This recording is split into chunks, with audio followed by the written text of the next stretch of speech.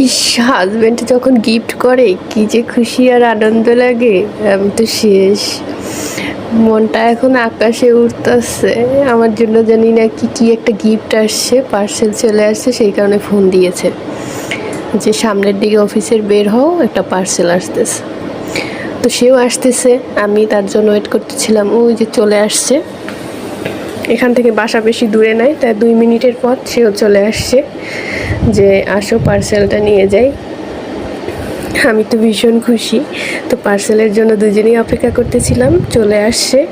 তো দুজনে মিলেই অ্যাকসেপ্ট করলাম। এই যে হচ্ছে আমার পার্সেল, এখানে কি আছে আমি নিজেও জানি না।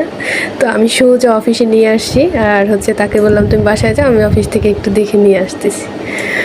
তো আমি তাকে না দেখাইয়ে আমি তার গিফট আগে আগে খুলতেছি। ওয়াও, কত সুন্দর!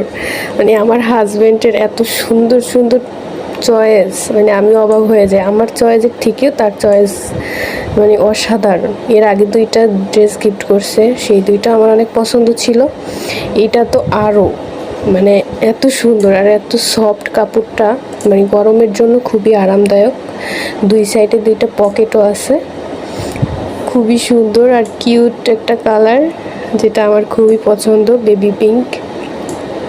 বাহ, মানে কি বলবো, কত সুন্দর সেলার আর ইয়া।